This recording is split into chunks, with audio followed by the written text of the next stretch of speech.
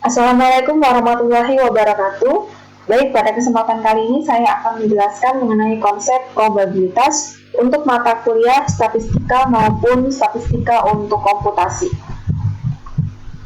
Tujuan pembelajaran kita kali ini adalah yang pertama memahami konsep probabilitas, kemudian memahami hukum-hukum probabilitas, memahami konsep mutually eksklusif dan non-eksklusif, serta konsep bebas dan tidak bebas, serta yang terakhir adalah memahami konsep permutasi dan kombinasi. Baik, langsung saja kita mulai dari definisi probabilitas. Probabilitas biasa kita kenal sebagai peluang atau kemungkinan. Namun di sini, secara definisi lengkapnya, kita bisa lihat probabilitas itu adalah suatu nilai yang digunakan untuk mengukur tingkat terjadinya suatu kejadian yang acak. Terdapat 3 kata kunci dalam probabilitas, yaitu eksperimen atau percobaan, kemudian hasil, kemudian kejadian atau event. Nah, eksperimen di sini diartikan sebagai segala kegiatan di mana suatu hasil atau outcome diperoleh. Kemudian untuk hasil atau outcome tentu saja pengertiannya adalah hasil dari percobaan yang dilakukan, dan yang terakhir adalah kejadian atau peristiwa atau dikatakan juga sebagai event. Event di sini adalah himpunan bagian dari outcome dalam suatu ruang sampel. Nah, kemudian apa yang dimaksud dengan ruang sampel? Ruang sampel adalah himpunan dari seluruh kemungkinan outcome dari suatu eksperimen atau percobaan. Biasanya kita simbolkan ruang sampel ini sebagai S, ya. Sedangkan untuk banyak dari nilai outcome atau nilai hasil yang bisa diperoleh dinyatakan dengan simbol MS. M menyatakan banyak, S menyatakan banyak hasil atau outcome yang diperoleh. Nah, sebagai contoh misalkan pada peristiwa pelemparan uang koin. Nah, yang masuk ke dalam eksperimen di sini adalah tentu saja kejadian pelemparan uang koinnya. Kemudian untuk hasil atau outcome, maka kita memilih berbagai kemungkinan yang bisa dihasilkan, yaitu kita akan mendapatkan hasil berupa muka atau belakang pada sebuah pelemparan uang koin. Kemudian apa eventnya? Yaitu adalah kumpulan dari beberapa hasil. Nah, probabilitas biasanya dinyatakan dengan menggunakan bilangan desimal. Sebagai contoh misalkan 0,4 atau 0,5 dan sebagainya, atau bilangan pecahan. Jadi misalkan 5/10, 4/10, 8/10 dan sebagainya. Kemudian nilai probabilitas dia berkisar antara 0 dan 1. Tidak mungkin kurang dari 0 dan tidak mungkin lebih dari 1. Jadi semakin dekat nilai probabilitas ke nilai 0, maka akan semakin kecil kemungkinan dari suatu kejadian akan terjadi. Dan sebaliknya, semakin dekat nilai probabilitas ke nilai 1, maka akan semakin besar kemungkinan dari suatu kejadian itu akan terjadi. Nah, kemudian bagaimana perhitungan dari probabilitas? Di sini ada 2 pendekatan dalam perhitungan probabilitas, yaitu ada pendekatan yang dikatakan bersifat subjektif atau kita kenal dengan probabilitas subjektif. Kemudian ada pendekatan yang bersifat objektif atau dikenal dengan sebutan probabilitas objektif. Nah, probabilitas objektif di sini dibagi menjadi 2 lagi, yaitu pendekatan klasik dan pendekatan frekuensi relatif. Baik, kita mulai dari yang pertama, yaitu pendekatan yang bersifat subjektif atau probabilitas subjektif. Nah, apa yang dimaksud dengan probabilitas subjektif? Yaitu probabilitas yang didasarkan atas penilaian seseorang dalam menyatakan tingkat kepercayaan. Nah, jika tidak ada pengalaman atau observasi atau pengamatan sebagai dasar perhitungan probabilitas, maka pernyataan probabilitas yang bersangkutan bersifat subjektif. Sebagai contoh, misalkan suatu bentuk opini atau pendapat yang kemudian dinyatakan dalam suatu nilai probabilitas. Nah, dalam hal ini kita tidak akan membahas lebih jauh mengenai pendekatan yang bersifat subjektif ini, tapi kita akan membahas mengenai pendekatan yang bersifat objektif. Nah, pendekatan yang bersifat objektif ini terbagi menjadi dua. Ada pendekatan klasik, kemudian ada yang disebut sebagai pendekatan frekuensi relatif. Ya, ini yang kedua. Jadi kita mulai dari yang pertama, pendekatan klasik, yaitu perhitungan probabilitas secara klasik didasarkan pada asumsi bahwa seluruh hasil dari suatu eksperimen atau percobaan memiliki kemungkinan atau peluang yang sama. Nah, misalkan kita punya sebanyak N barang, N menyatakan jumlah barang. Jika X kita definisikan sebagai barang yang rusak, maka akan ada sebanyak N-X barang yang tidak rusak. Jika A dinyatakan sebagai kejadian yang sukses, maka kita akan punya PA di sini sama dengan X per N, ya, di mana PA itu menyatakan peluang dari terambilnya barang yang rusak. Ya, jadi M di sini dia menyatakan banyaknya eksperimen atau observasi, semua ruang sampel yang mungkin. Kemudian X menyatakan banyaknya nilai yang diharapkan muncul. Jika A merupakan kejadian sukses, maka tentu saja lawannya adalah A bar atau kita nyatakan sebagai kejadian yang gagal. Ya, dimana karena nilai peluang ini dia maksimal sama dengan 1, jika PA adalah peluang kejadian yang sukses, maka untuk peluang kejadian yang gagal kita nyatakan sebagai 1 min PA. Jadi P dari A bar atau peluang dari munculnya kejadian gagal itu sama dengan 1 nilai maksimum dari probabilitas dikurangi dengan peluang kejadian yang sukses. Sebagai contoh, misalkan sebuah kotak berisi 4 bola merah, kemudian 6 bola putih, kemudian 7 bola hijau, dan 3 bola biru. Di mana semua bola di sini sama bentuknya, besar maupun bobotnya. Jika misalkan diambil sebuah bola secara acak, maka tentukan nilai probabilitas bahwa bola yang terambil adalah berwarna merah, kemudian bola yang terambil berwarna hijau. Nah, penyelesaiannya bagaimana? Kita lihat yang pertama, bola yang terambil merah. Berarti misalkan kita nyatakan sebagai PM atau peluang bola yang terambil berwarna merah. Di sini kita lihat bahwa jumlah bola di dalam kotak itu adalah 4 ditambah 6 ditambah 7 ditambah 3 atau sama dengan 20, ya. Sehingga untuk jumlah sampel yang kita punya di sini adalah sebanyak 20. Kemudian karena yang diinginkan yang muncul adalah bola yang berwarna merah, maka tentu saja yang bertindak sebagai X di sini adalah jumlah semua bola yang berwarna merah. Dengan demikian kita akan mendapatkan bahwa PM di sini sama dengan 4/20. Jadi jumlah bola yang berwarna merah dibagi dengan jumlah keseluruhan bola yang berada pada kotak. Kemudian sama caranya untuk yang kedua, peluang terambilnya bola berwarna hijau berarti kita lihat berapa jumlah bola berwarna hijau pada kotak adalah 7. Jadi 7 dibagi dengan 20 atau 7/20. Jadi pH sama dengan jumlah semua bola berwarna hijau dibagi dengan jumlah keseluruhan bola dalam kotak. Kemudian contoh yang kedua, misalkan seorang kepala pabrik mengatakan bahwa dari total 100 barang produksinya terdapat 75 barang yang bagus. Nah, di sini kita sudah mendapatkan kunci bahwa jika ada 75 barang yang bagus, maka tentu saja jumlah barang yang tidak bagus sama dengan total barang dikurangi dengan 75 atau sama dengan 25.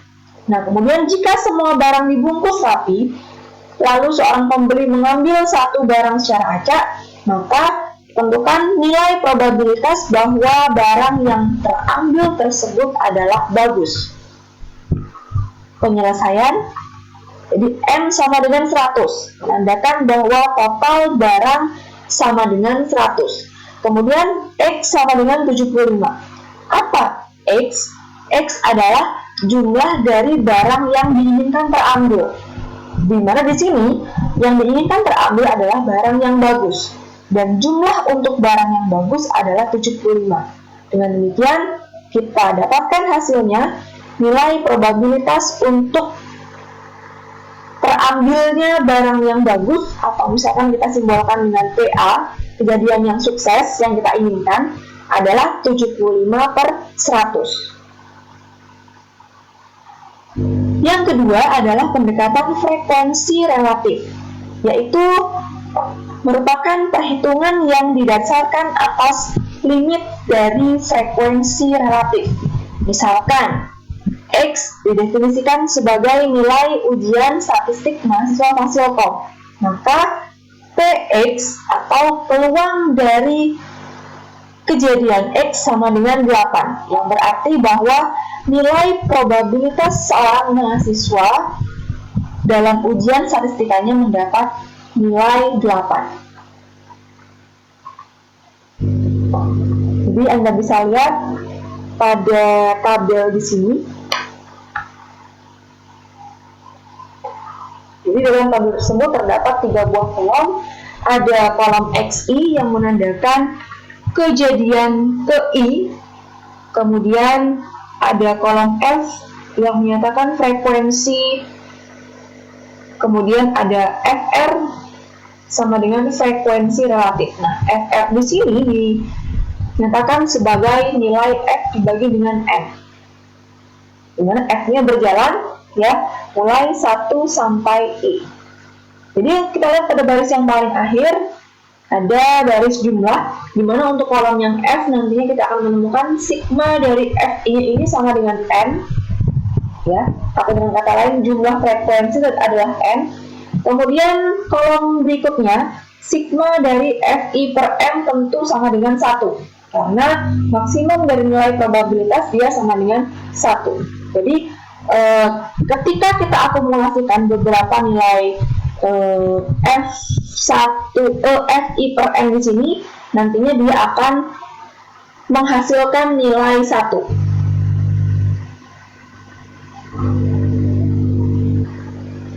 Nah, jadi kita dapatkan bahwa untuk nilai dari PXI atau probabilitas dari kejadian X ke I dapat dihitung dengan rumus limit Fi per M, N-nya mendekati tak hingga.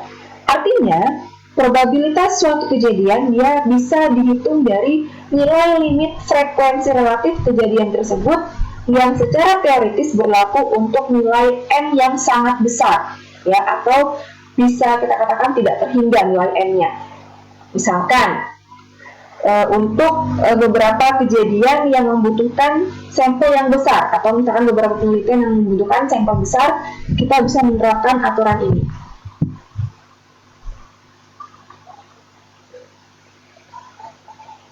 Frekuensi relatif dapat digunakan untuk memperkirakan nilai probabilitas dengan rumus probabilitas sama dengan frekuensi terjadinya kejadian dibagi dengan jumlah pengamatan atau jumlah observasi. Sebagai contoh, misalkan diketahui nilai ujian statistika mahasiswa Fasilkom adalah sebagaimana ditunjukkan pada tabel. Kita bisa lihat terdapat 4 kategori. Jadi untuk kategori nilai kurang dari 25, berarti di sini kita lihat frekuensinya ada sebanyak 10. Jadi yang mendapat nilai kurang dari 25 adalah 10 orang. Kemudian yang mendapat nilai 25 sampai 50 dia ada 30 orang. Kemudian yang mendapat 50 sampai 75 ada sebanyak 45 orang. Dan yang terakhir, yang mendapat nilai lebih dari 75, kita lihat di sini ada 15 orang. Jadi kalau kita total semua, maka banyak mahasiswa yang kita hitung nilai ujian di sini ada sebanyak 100 mahasiswa. Nah, Misalkan kita bertemu dengan seorang mahasiswa dari sekelompok mahasiswa tersebut, kira-kira berapakah probabilitas bahwa mahasiswa yang kita temui tersebut dia mendapat nilai antara 25 sampai 50 dan antara 50 sampai 75. Nah, bagaimana cara menghitung soal semacam ini? Kita mengacu kepada tabel. Jadi kita lihat pada tabel, jumlah total mahasiswa adalah 100. Maka tentu saja 100 itu berfungsi sebagai ruang sampelnya. Kemudian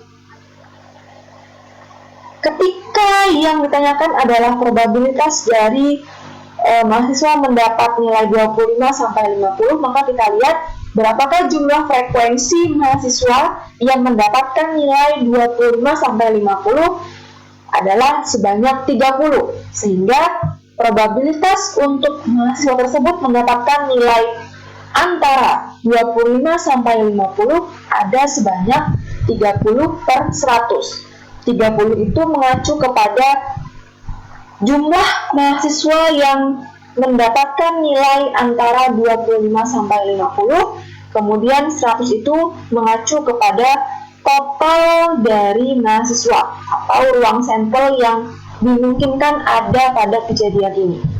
Kemudian yang kedua, caranya sama.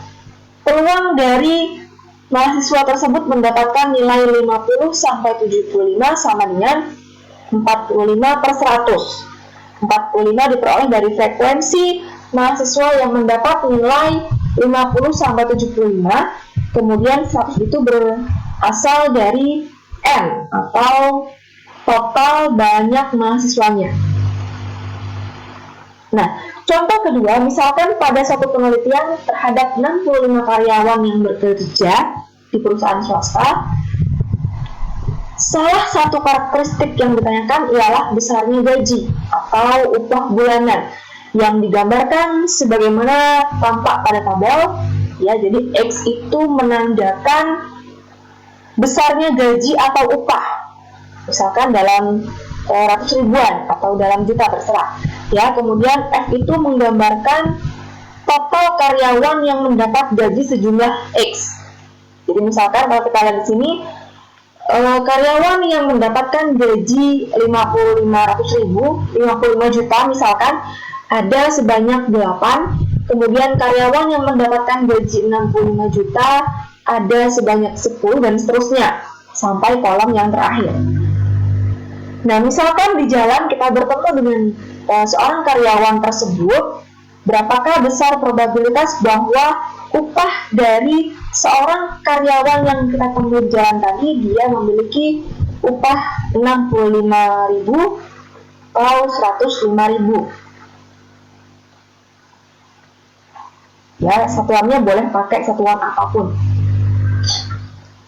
Jadi kita lihat penyelesaiannya, maka untuk probabilitas dari X sama dengan 65 sama dengan F2 per N.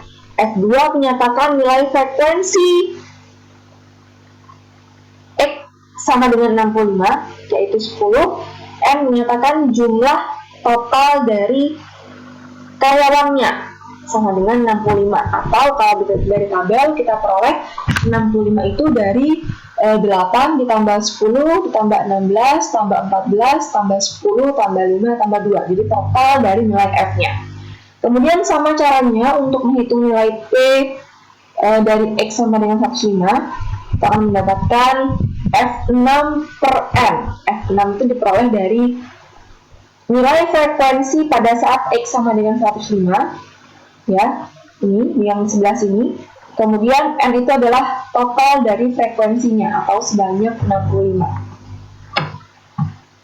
Nah, selanjutnya probabilitas dengan 2 atau lebih peristiwa. Kita mulai dari peristiwa mutually eksklusif.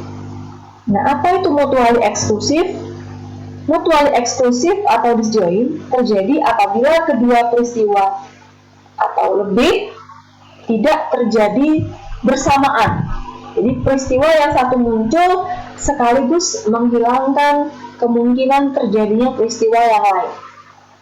Misalkan ada dua buah kejadian yang saling lepas ya, kejadian A dan B, maka berlaku peluang dari munculnya kejadian A atau kejadian B sama dengan peluang dari kejadian A ditambah dengan peluang dari kejadian B. Jadi tanda union di sini dia berarti atau. Jadi peluang yang muncul adalah kejadian A atau kejadian B.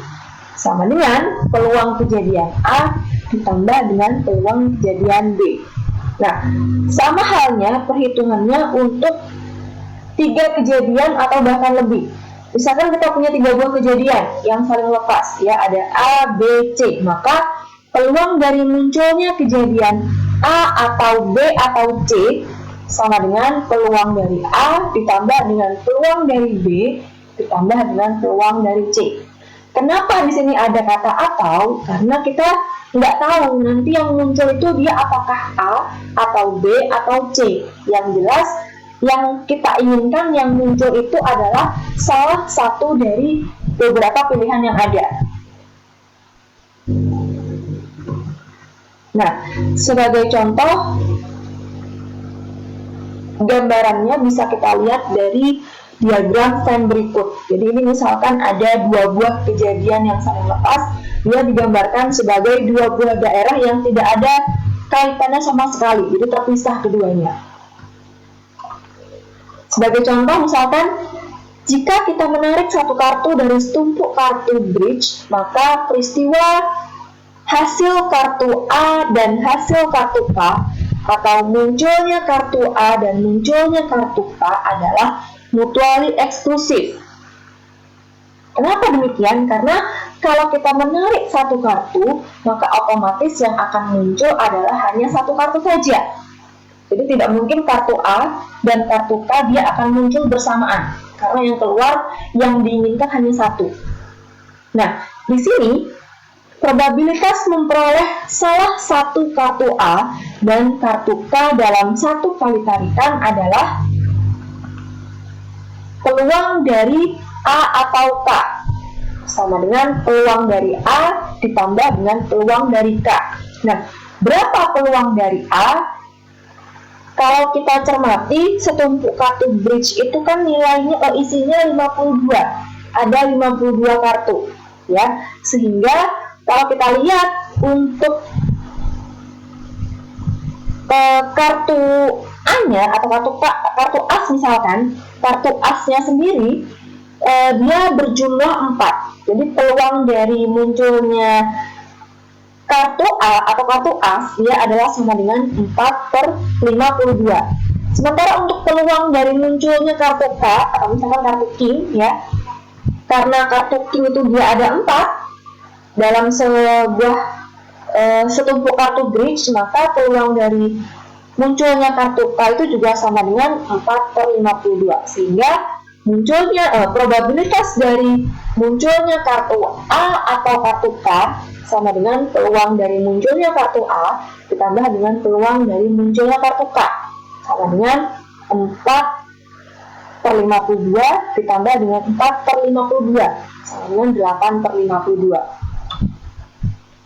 Contoh kedua, hasil produksi suatu pabrik diketahui 10%-nya tidak memenuhi standar kualitas.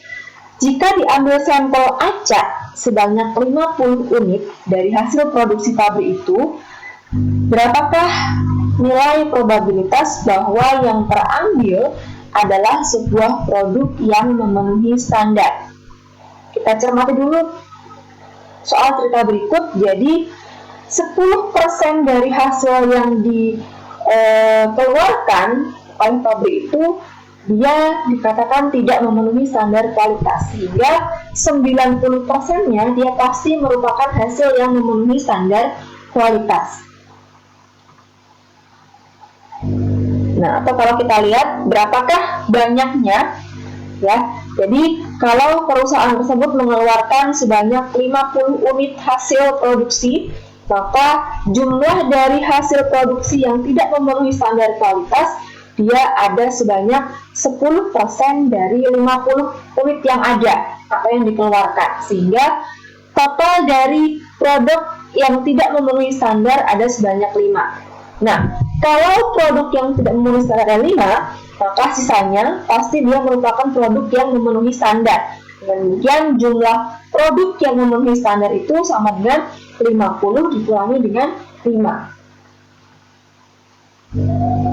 Sehingga bisa kita hitung nilai probabilitasnya. Probabilitas dari A atau K.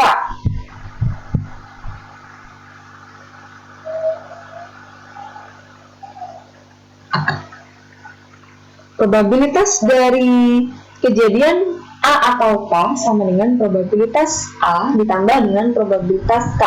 Nah, A di sini menyatakan jumlah dari produk yang memenuhi standar. Di peluang unit yang terambil dia memenuhi standar sama dengan 45/50. Kemudian peluang dari unit yang terambil dia tidak memenuhi standar atau disimbolkan dengan K berarti 5/50. Ya, kita jumlahkan, kita akan memperoleh hasilnya sama dengan 1. Selanjutnya adalah peristiwa non-eksklusif atau join. Non-eksklusif atau join terjadi apabila kedua peristiwa tersebut terjadi bersama-sama. Ya, kita rumuskan sebagai peluang dari A atau B sama dengan peluang A ditambah dengan peluang B dikurangi dengan peluang A iris B atau peluang A dan B. Itu untuk yang 2 kejadian ya. Sementara untuk yang 3 kejadian kita lihat peluang dari A atau B atau C, peluang dari kejadian A atau kejadian B atau kejadian C sama dengan peluang dari kejadian A tambah dengan peluang dari kejadian B ditambah dengan peluang dari kejadian C, kemudian dikurangi dengan peluang dari kejadian 2 diantaranya, kemudian yang terakhir ditambah dengan peluang dari kejadian A dan B dan C. Nah, sama caranya untuk penjabaran 4 kejadian, 5 kejadian, dan seterusnya. Kita lihat diagram Venn di sini, ini menunjukkan peristiwa join, di mana misalkan untuk 2 kejadian A dan B, maka dia pasti ada daerah yang dimiliki oleh kejadian A atau kejadian B dan kejadian B. Contoh misalkan sebuah lembaga kursus memiliki 90 siswa. Diketahui 42 siswa mengambil kursus jaringan, 48 siswa mengambil kursus multimedia, dan 35 siswa mengambil kursus jaringan dan kursus multimedia. Jika seorang siswa dipilih secara acak, tentukan probabilitas siswa yang terambil itu mengambil kursus jaringan atau kursus multimedia. Jadi kalau kita jabarkan ya, berarti peluang dari mahasiswa tersebut dia mengambil kursus jaringan, kita simbolkan dengan J, dan kursus multimedia, kita simbolkan dengan M. Jadi peluang dari J atau M sama dengan peluang dari J ditambah dengan peluang dari M dikurangi dengan peluang dari irisan keduanya. Ini ada yang kurang ya. Sebelum ini sama dengan peluang dari J atau M sama dengan yang ini tadi yang sebelumnya. Jadi peluang J atau M sama dengan peluang J tambah dengan peluang M dikurangi dengan peluang dari irisan J dan M. Akan diperoleh hasil 0,61. Untuk peluang yang J berarti total semua kejadian J, dalam hal ini adalah total jumlah yang mengambil kursus jaringan yaitu 42. Kemudian peluang dari kejadian M. Kejadian M itu adalah total yang mengambil kursus multimedia ya, 48. Kemudian dikurangi dengan 35. 35 itu berasal dari total dari mahasiswa yang mengikuti kursus baik jaringan atau multimedia. Semua datanya kita dapatkan pada soal cerita ini. Sehingga nanti kita akan mendapatkan hasilnya 0,61. Dapat dari mana 90? Di sini 90 itu merupakan total frekuensi atau total siswa dalam hal ini. Di mana total mahasiswa itu adalah total siswa adalah 90. Contoh selanjutnya, misalkan Departemen Pariwisata memilih sebuah sampel dari total 200 wisatawan yang mengunjungi Jakarta. Ternyata dari hasil survei diperoleh bahwa sebanyak 120 orang telah mengunjungi TMII dan 100 orang telah mengunjungi Ancol. Berapakah probabilitas bahwa seorang wisatawan tersebut telah mengunjungi TMII atau Ancol? Jadi penyelesaian di sini berarti kita hitung peluang dari TMII atau Ancol sama dengan peluang dari jumlah orang yang mengunjungi TMII ditambah dengan peluang dari jumlah orang yang mengunjungi Ancol dikurangi dengan peluang irisan dari keduanya, ya, sama dengan 120/200. Ini merupakan jumlah dari orang yang mengunjungi TMII dibagi dengan uang sampelnya, ya, 200.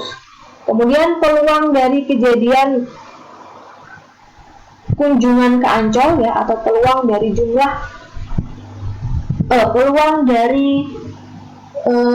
kunjungan ke Ancol dia sama dengan 100 dibagi dengan 200. 100 itu menunjukkan jumlah orang yang sudah mengunjungi Ancol dan 200 itu menunjukkan nilai frekuensi total. Dan yang terakhir adalah peluang dari irisan TMII dan Ancol. Artinya adalah kita harus mencari tahu dulu probabilitas dari jumlah orang yang mengunjungi kedua tempat tersebut dibagi dengan ruang sampelnya. Sama dengan 60/200. Sini kita akan mendapatkan hasilnya adalah 160/200. Oke. Contoh ketiga, silakan Anda cermati sendiri. Nah, selanjutnya adalah peristiwa tak bebas atau bersyarat. Probabilitas terjadinya kejadian A dengan syarat bahwa B sudah terjadi atau akan terjadi bisa dituliskan sebagai P A atas B. Jadi P ini menunjukkan probabilitasnya, A menunjukkan kejadian A, B menunjukkan kejadian B. Ketika bentuknya seperti ini, A atas B berarti kita menghitung nilai probabilitas terjadinya kejadian yang pertama, yang A, atas telah terjadinya kejadian yang B. Ya, jadi peluang dari A atas B sama dengan peluang dari irisan kejadian keduanya dibagi dengan peluang dari irisan yang B. Jadi yang berada dalam posisi penyebut itu adalah kejadian yang berada di belakang tanda garis tegak. Sebagai contoh, misalkan sebuah mesin bola karet berisi 50 bola hijau, 150 bola putih, 100 bola merah, dan 100 bola kuning. Jadi kalau kita hitung total semua bola yang ada dalam mesin tersebut adalah 50 tambah 150 ditambah dengan 100 ditambah dengan 100. Jadi total ruang sampelnya adalah 400. Selanjutnya, bila kita memasukkan uang logam Rp100, mesin tersebut akan mengeluarkan sebuah bola karet. 3 orang anak bermain-main dengan mesin tersebut. Jadi ada 3 orang anak yang sedang bermain dengan mesin tersebut. Nah, yang pertama, tentukan probabilitas anak yang kedua akan memperoleh bola merah juga bila anak pertama memasukkan uang logam dan mendapatkan bola merah. Jadi kita disuruh mencari tahu berapa probabilitas anak yang kedua yang main di mesin itu, ya, probabilitas anak yang kedua akan memperoleh bola merah setelah anak pertama memperoleh bola yang merah. Atau bisa kita nyatakan sebagai peluang dari anak kedua atas anak pertama. Ya. Apa yang diharapkan dari anak kedua? Yaitu bahwa si anak kedua itu memperoleh bola berwarna merah setelah dengan syarat anak pertama A1 juga mendapatkan bola berwarna merah. Di sini bisa kita hitung nilainya adalah peluang dari A2 atas A1 sama dengan 300 dibagi 399. Kita mulai dari yang pembilang dulu. Ya, jadi karena si anak kedua ini, jadi kita lihat pada anak kedua dia menginginkan bola berwarna merah juga. Sementara satu bola berwarna merah sudah diambil oleh anak pertama. Ya, sehingga bola yang tersisa di mesin itu dia berkurang satu dari jumlah bola awalnya sama dengan 100. Sehingga di sini kita akan mendapatkan jumlah bola merah yang bersisa sebanyak 99 dibagi dengan total keseluruhan bola 399. Kenapa kok 399? Karena total bola yang ada di mesin sudah berkurang 1. Jadi untuk ruang sampelnya sudah tidak 400 lagi, melainkan 400 dikurangi dengan 1. Yang kedua, misalkan anak kedua mendapat bola merah dan anak ketiga tidak menghendaki mendapatkan bola merah, maka hitung probabilitas anak yang ketiga akan mendapatkan bola bukan berwarna merah. Jadi kita disuruh mencari tahu berapakah probabilitas A3 atas A1 dan A2. Jadi munculnya kejadian ketiga yang diharapkan ini dia di atas dasari dari kejadian A1 dan A2 atau kejadian pertama dan kejadian kedua. Sama dengan 300 dibagi dengan 398. Kenapa kok 300? Karena si anak ketiga dia menginginkan bolanya bukan berwarna merah. Sehingga kita jumlahkan bola selain bola berwarna merah adalah 50 bola hijau, 150 bola putih, dan 100 bola kuning. Dijumlahkan semuanya akan menghasilkan 300. Sementara untuk ruang sampelnya, karena jumlah bola dalam mesin sudah berkurang 2, yang diambil anak pertama dan anak kedua, maka yang tersisa dalam mesin ada sebenarnya 398. Oke, contoh kedua, silakan Anda coba pahami. Nah, selanjutnya peristiwa bebas. Dua kejadian atau lebih dikatakan kejadian yang bebas apabila terjadinya kejadian tersebut tidak ada saling mempengaruhi. Tidak ada keterkaitan di sana. Dirumuskan sebagai P dari A dan B atau P dari A iris B sama dengan PA dikali dengan PB. Maksudnya adalah probabilitas dari munculnya A dan B sama dengan probabilitas dari munculnya kejadian A dikalikan dengan probabilitas munculnya kejadian yang B. Sebagai contoh, misalkan sebuah mata uang logam dilemparkan ke atas sebanyak 2 kali. Jika A1 menunjukkan lemparan pertama yang mendapat gambar burung atau A, dan A2 adalah lemparan kedua yang mendapatkan gambar rumah atau B, hitung nilai probabilitas dari A1 irisan A2. Jadi kita lihat penyelesaiannya. PA1 itu sama dengan PA, sama dengan setengah. Jadi peluang munculnya A1 ya, munculnya gambar burung adalah setengah, dan peluang munculnya gambar rumah juga setengah. Ya, kita lihat di sini adalah PA sama dengan setengah, kemudian PB adalah setengah juga. Jadi berapakah peluang dari A iris B atau A1 iris A2? Jadi sama dengan peluang dari A1 atau peluang dari A dikalikan dengan peluang dari A2 atau peluang dari B. Sama dengan setengah dikalikan setengah, yaitu seperempat.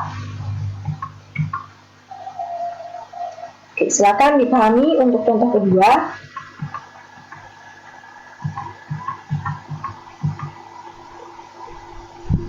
Yang terakhir adalah permutasi dan kombinasi. Untuk permutasi dan kombinasi, saya mulai dari konsep bilangan faktorial.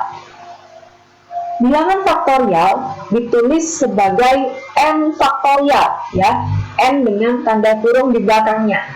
Dengan rumus n faktorial itu dihitung sama dengan n dikalikan dengan n-1 dikalikan dengan n-2 dan seterusnya sampai 3 kali 2 kali 1. Jadi dia pasti nanti berujung ke 1. Ya, hitung mundur kurang lebih seperti itu. Jadi misalkan kita punya contohnya 5 faktorial, maka kita kalikan dengan bilangan sebelum bilangan 5 sampai bilangan 1. Jadi 5 faktorial itu adalah 5 dikalikan 4 kalikan 3 kalikan 2 kalikan 1 sama dengan 120. Kita mulai dari permutasi. Permutasi adalah suatu pengaturan atau urutan dari beberapa elemen atau objek, di mana di sini kita memperhatikan urutannya. Jadi AB itu dianggap tidak sama dengan BA. Jadi boleh dianggap berbeda. Banyaknya permutasi dari M elemen adalah jumlah maksimum cara-cara yang berbeda dalam mengatur atau membuat urutan dari M elemen tersebut.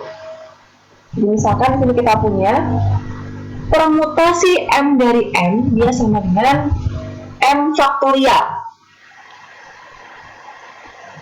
Jadi M dibagi dengan M min M, kita akan menghasilkan M faktorial. Ya, ini rumus grand teorinya. Jadi permutasi X dari M sama dengan M faktorial dibagi dengan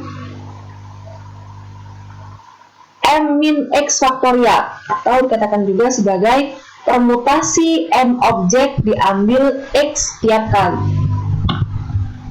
Sebagai contoh misalkan banyaknya permutasi dari satu set huruf ABC yang diambil 2 huruf diantaranya. Jadi kita mau mengambil 2 buah huruf saja dari 3 buah huruf yang ada.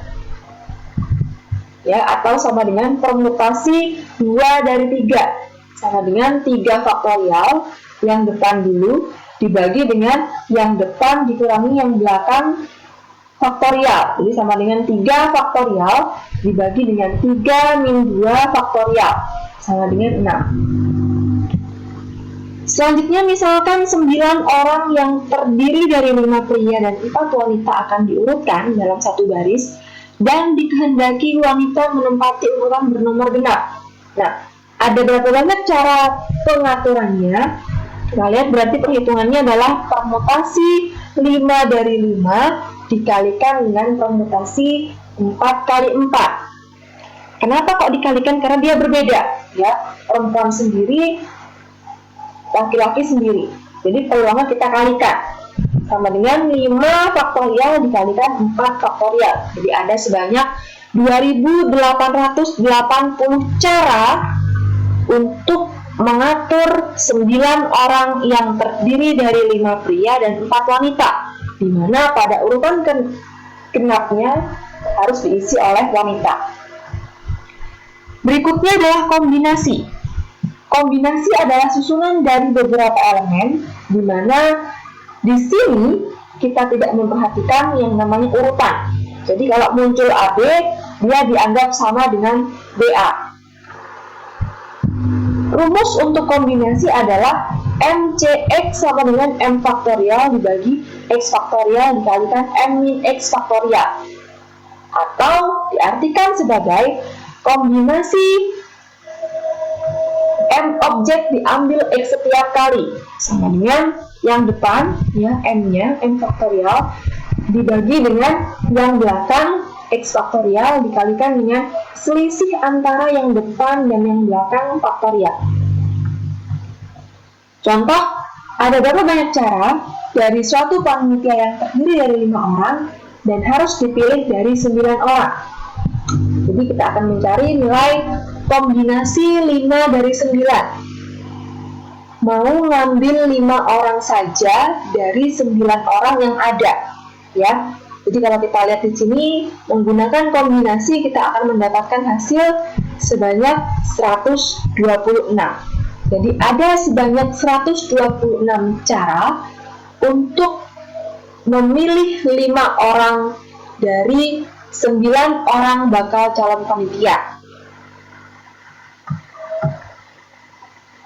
Oke, ini silakan Anda pelajari sendiri. Baik, itu saja materi hari ini. Terima kasih atas perhatiannya. Kita ketemu lagi di materi selanjutnya. Wassalamualaikum warahmatullahi wabarakatuh.